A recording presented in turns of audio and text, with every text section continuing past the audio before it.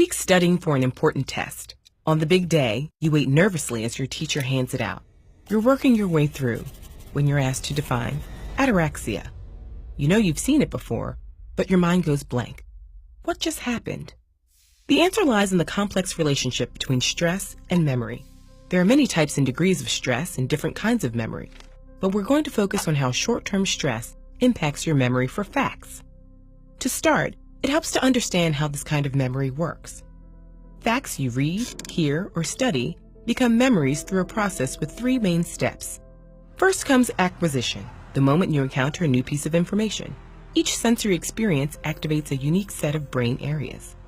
In order to become lasting memories, these sensory experiences have to be consolidated by the hippocampus, influenced by the amygdala, which emphasizes experiences associated with strong emotions. The hippocampus then encodes memories, probably by strengthening the synaptic connections stimulated during the original sensory experience. Once a memory has been encoded, it can be remembered or retrieved later. Memories are stored all over the brain, and it's likely the prefrontal cortex that signals for their retrieval. So how does stress affect each of these stages? In the first two stages, moderate stress can actually help experiences enter your memory. Your brain responds to stressful stimuli by releasing hormones known as corticosteroids, which activate a process of threat detection and threat response in the amygdala. The amygdala prompts your hippocampus to consolidate the stress-inducing experience into a memory.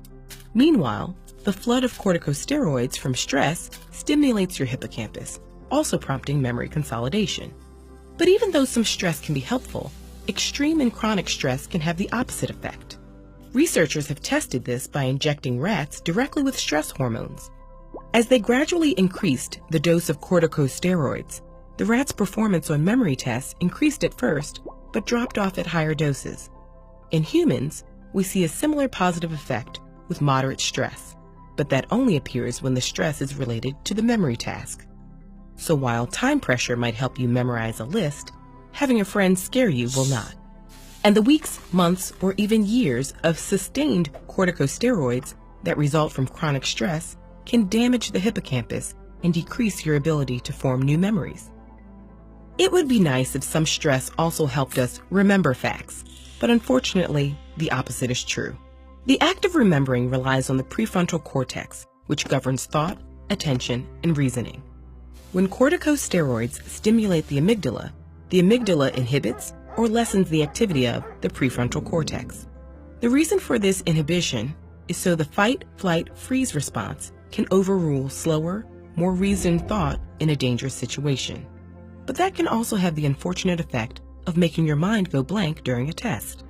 And then the act of trying to remember can itself be a stressor, leading to a vicious cycle of more corticosteroid release and an even smaller chance of remembering. So what can you do to turn stress to your advantage and stay calm and collected when it matters the most? First, if you know a stressful situation like a test is coming, try preparing in conditions similar to the stressful environment. Novelty can be a stressor. Completing practice questions under time pressure, or seated at a desk rather than on a couch, can make your stress response to these circumstances less sensitive during the test itself.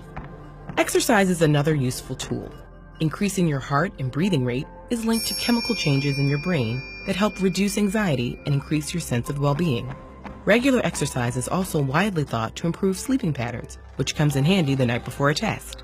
And on the actual test day, try taking deep breaths to counteract your body's fight, flight, freeze response. Deep breathing exercises have shown measurable reduction in test anxiety in groups ranging from third graders to nursing students. So the next time you find your mind going blank at a critical moment, take a few deep breaths until you remember ataraxia, a state of calmness, free from anxiety. Check out these videos to learn how stress affects your brain and your body.